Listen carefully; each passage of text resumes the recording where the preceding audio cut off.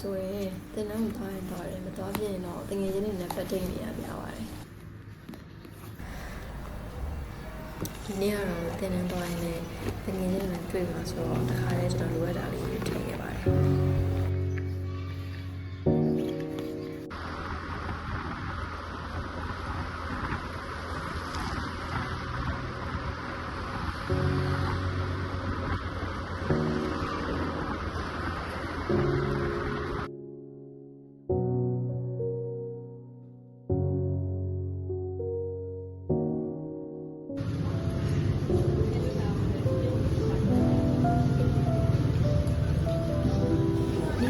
စားပြီးခဲ့တဲ့ဆိုင်တွေကအေးစစ်စစ်နဲ့အရင်ထိုင်တော့ကောင်းပါတယ်။တက်ပုံရမယ်ဆိုရင်လည်းတကယ်ကိုစိမ့်စိမ့်ဆူဆူလေးနဲ့မိုက်နေမယ်ထင်တယ်ဗျာ။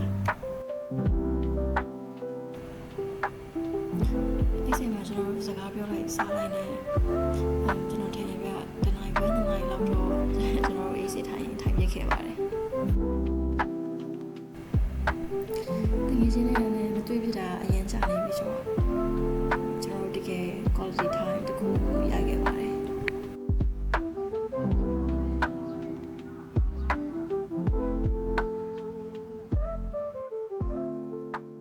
ကျွန်တော်တကယ်ချင်းနဲ့နေတဲ့တူတူစားပြီးတော့တင်တန်းကိုသွားဖို့အတွက်ကျွန်တော်ဆက်ပြီးထွက်လာခဲ့ပါတယ်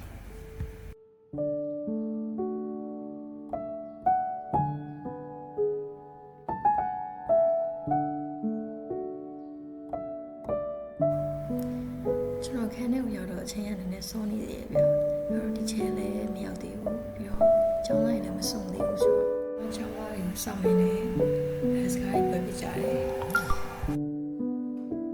။ဒီချိန်ရင်တစ်ပတ်ကပေးထားတဲ့ activities တချို့လည်း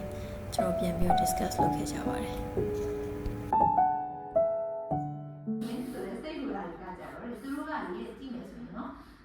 ကိုယ့်ရဲ့လုပ်ငန်းမှာ impact ကြတော့အများကြီး significant impact ပေးနိုင်တယ်။ဒါပေမဲ့ attitude ကကြတော့အဲ့လောက်ကြီးချင် ဒီချက်ဆက်တဲ့တော်တော်လေးစိတ်ရှည်နေမှာပါတယ်ဗျာ။နားလည်အောင်ဒီချာလေးနဲ့ရှင်းပြတတ်တယ်။ပြီးတော့သူ့ဘာသာရပ်တွေကိုလည်းကျွန်တော်တို့ဖြည်းဖြည်းချင်းဖက်ခွန်လာလိုက်တယ်။ဒီနေ့အတန်းနဲ့တက်ပြီးတော့လေ